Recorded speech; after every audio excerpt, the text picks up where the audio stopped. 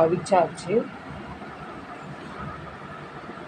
பானிபூரி செய்ய போகிறோம். எப்படின்னு பார்த்துக்கலாம். இதுதான் பானிபூரி ஃப்ரை பண்ணுறது அப்பளம். இப்போ நம்ம ஃப்ரை பண்ணி எடுக்க போகிறோம். எப்படி வருதுன்னு பார்க்கலாம். பாருங்கள், நான் ஒரு 3 பீசஸ் ஆஃப் பூரி போடுறேன்.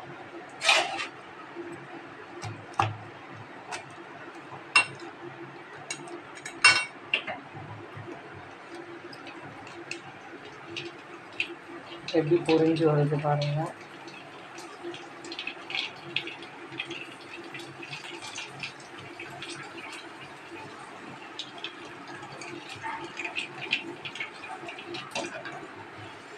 பாருங்கள், பொரிஞ்சு வந்துடுச்சு நல்லாவே. பாருங்கள், பூரி ரெடி ஆகிடுச்சு.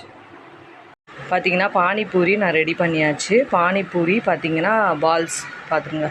பானிபூரி ரெடி பண்ணியாச்சு. கிழங்கு பிசைஞ்சு வச்சாச்சு.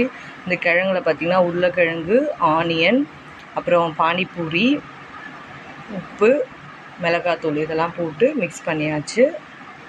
அப்புறம் பானி அரைச்சாச்சு. எப்படின்னா கொத்தமல்லி, பச்சை மிளகா, கொஞ்சம் புளி தண்ணி, எலுமிச்சப்பழம், உப்பு ஆட் பண்ணி மிக்சியில் அரைச்சி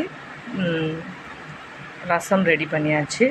இப்போ அதை எப்படி நம்ம ஆட் பண்ணி செய்ய போகிறோன்றதை பாருங்கள். கொலை போட்டுறோம். கொலை போட்டுட்டு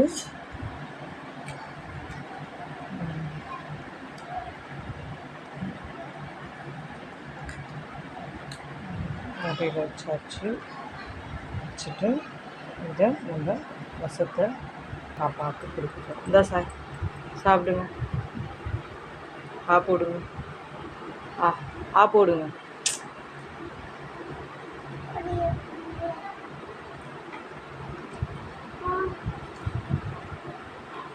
முடிஞ்சுக்குது. நல்லா இருக்கா? டேஸ்ட்டாக இருக்கா?